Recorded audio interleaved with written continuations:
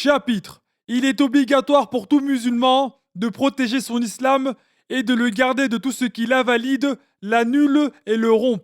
Et c'est l'apostasie. Que Allah Ta'ala nous en garde.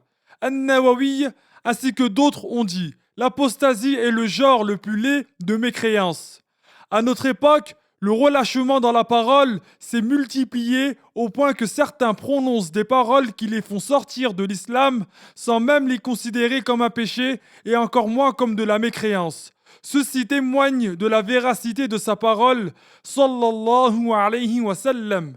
إن العبد لا يتكلم بالكلمة لا يرى بها بأسا يهوي بها في النار 70 خريفا qui signifie certes, il arrive que quelqu'un dise une parole dans laquelle il ne voit pas de mal, mais à cause de laquelle il chutera en enfer 70 automnes. C'est-à-dire qu'il parcourra une distance de chute qui durera 70 ans. Or, une telle chute fait atteindre le fond de l'enfer qui est réservé aux mécréants. Ce hadith est rapporté par At-Tirmidhi, qui l'a jugé Hassan. Dans le même sens, il existe un autre hadith rapporté par Al-Bukhari et Muslim. Ce hadith est une preuve qu'il n'est pas une condition pour chuter dans la mécréance de connaître le jugement, ni de s'en être satisfait, ni de croire en la signification de la parole, comme le dit à tort le livre Fiqh Sunnah. Il n'est pas une condition non plus pour chuter dans la mécréance de ne pas être en colère, tout comme An-Nawawi l'a indiqué en disant « Si quelqu'un s'emporte contre son enfant ou son serviteur en le frappant violemment et qu'un autre lui dit « N'es-tu pas musulman ?» S'il répond délibérément non, il a apostasié. Et d'autres que lui l'ont dit parmi les Hanafites et autres. L'apostasie est de trois sortes comme l'ont classé An-Nawawi, d'autres savants parmi les Shafi'ites et les Hanafites, et bien d'autres.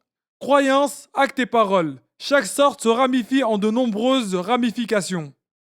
De la première sorte, il y a douter au sujet de Allah, de son messager, du Coran, du jour dernier, du paradis, de l'enfer, de la récompense, du châtiment, ou de toute autre chose du même genre faisant l'objet de l'unanimité. Croire que le monde n'aurait pas de début et existerait de toute éternité par son genre et sa composition, ou bien par son genre seulement.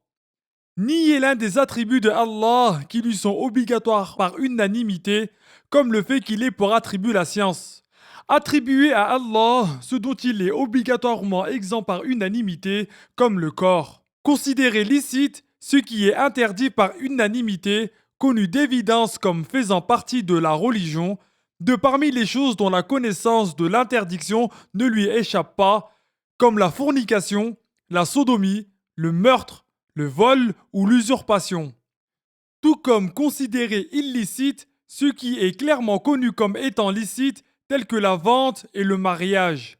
Nier l'obligation de ce sur quoi il y a unanimité également, telles que les 5 prières ou même une seule prosternation de ces prières, la zakat, le jeûne, le hajj ou le wudu. Considérer obligatoire ce qui ne l'est pas par unanimité également. Nier le caractère méritoire de ce sur quoi il y a unanimité. Décider d'apostasier dans le futur ou de faire dans le futur l'une des choses citées ci-dessus ou hésiter en cela, mais pas si cela traverse l'esprit sans qu'on l'ait voulu.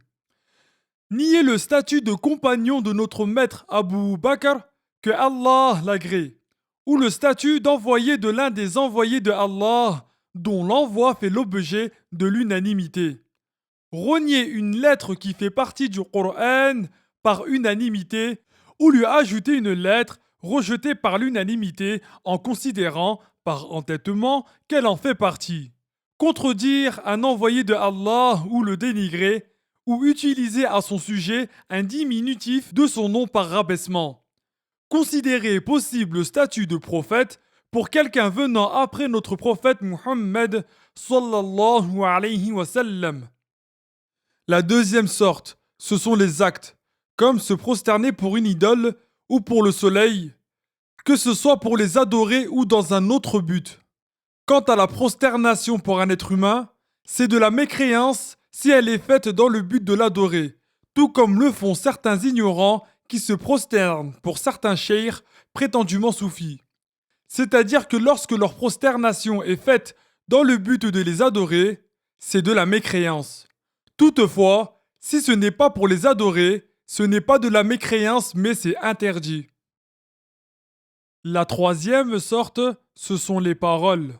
Elles sont très nombreuses et on ne peut les énumérer de manière exhaustive. Parmi ceux-là, il y a dire à un musulman, ô toi mécréant, en visant par là que la religion de celui à qui il s'adresse est de la mécréance et non pour viser une comparaison. Se moquer de l'un des noms de Allah Ta'ala, de sa promesse ou de sa menace, de la part d'une personne à qui il n'échappe pas que cela est attribué à Allah Subhanahu.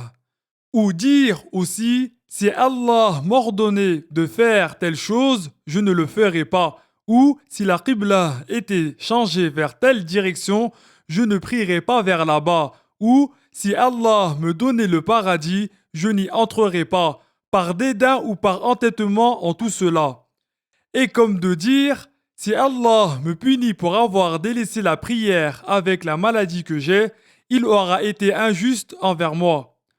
Ou dire d'un acte qui s'est produit, c'est arrivé sans que Allah l'ait prédestiné.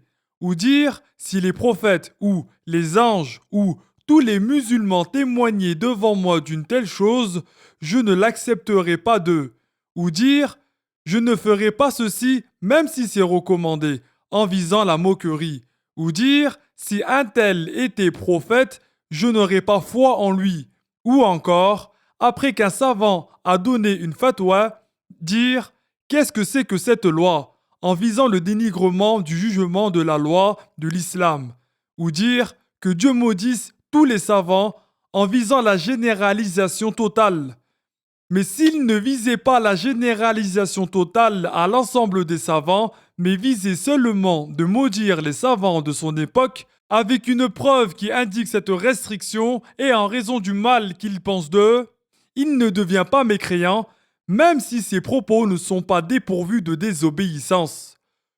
Ou dire je n'ai rien à voir avec Allah, ou avec les anges, ou avec le prophète, ou avec la charia, ou avec l'islam, ou dire je ne connais pas le jugement, en se moquant du jugement révélé de la part de Allah, ou dire après avoir rempli un verre, wa ka'san dihaqa, ou ayant vidé la boisson d'un récipient, dire fakanat saraba, ou au moment de peser ou de mesurer un volume, wa idha kaluhum aw wazanuhum yukhsirun, ou à la vue d'un rassemblement, وَحَشَرْنَاهُمْ فَلَمْ نُغَادِرْ مِنْهُمْ أَحَدًا, en voulant dénigrer le sens de ces ayats en tout cela.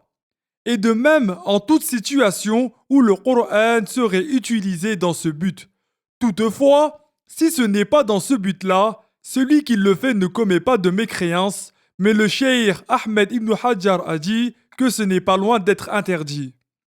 De même, devient mécréant celui qui insulterait un prophète ou un ange, ou qui dirait « Je serais un vrai proxénète si je priais », ou bien « Je n'ai rien gagné de bon depuis que je fais la prière », ou bien « La prière, ce n'est pas pour moi », en voulant se moquer, ou qui dirait à un musulman « Je suis ton ennemi et l'ennemi de ton prophète », ou bien à un descendant du prophète « Je suis ton ennemi et l'ennemi de ton ancêtre », en visant le prophète sallallahu alayhi wa sallam, ou qui dirait des choses du même genre que ces expressions abjectes et abominables.